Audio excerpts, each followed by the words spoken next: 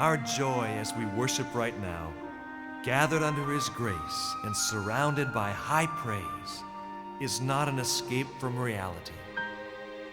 With all the power inherent in His presence, it's still a fact that all of us face tough times.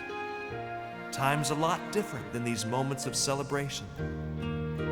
But tough times don't diminish the reality of His presence. Darkness will fall and clouds do gather. Shadows will come, but our faith and our confidence in Him need never be shaken. And when we face difficult times and trials, He will be with us to make a way. God will make a way where there seems to be no way. He works in ways we cannot see. He will make a way for me.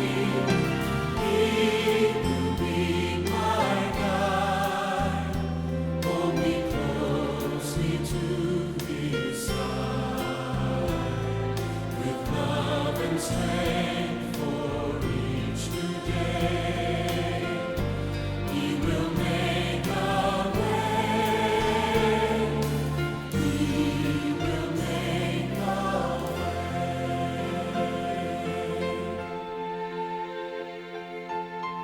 I remember receiving the phone call from my mother-in-law late one night, informing me that my wife's sister and husband had been involved in a terrible car accident. They had 4 young boys. Jeremy, the oldest, who was soon to be 9 years old, was killed instantly, and the other 3 were seriously injured. I felt so helpless when I heard the news. All the scriptures that came to my mind seemed to fall short of what I really wanted to say to them. But as I was praying for them, God gave me a song, and I wrote down the words. God will make a way where there seems to be no way. He works in ways we cannot see.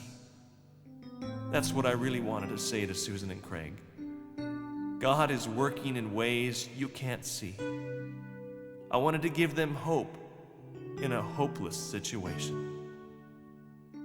You may be going through a similar situation today, and you feel that God has forgotten you, but He hasn't. The Bible tells us that He has inscribed us in the palm of His hand. He is a God who can make a way where there seems to be no way. God will make a way where there seems to be no way. He works in ways we cannot see. He will make a way for me. He will be my guide.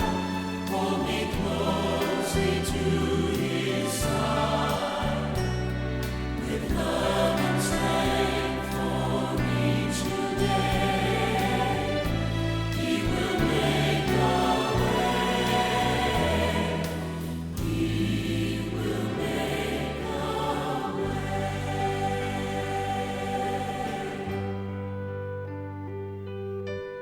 I had finally come to the end of my rope. Like a watch that had been wound too tightly, I broke. All I could do was cry uncontrollably. I felt like a huge black cloud was hovering over me, and I couldn't escape. I didn't want to live, so I prayed that I would die. I knew that God was my answer, but I thought it was too late. I had been a Christian for many years, but I'd become too busy to talk to God, and I didn't often give Him the chance to talk to me. It wasn't until I fell flat on my face that God got my attention. My husband checked me into the hospital where I was diagnosed with severe depression. I was in the hospital for 9 days, and there I discovered that in God's love, I have unconditional acceptance.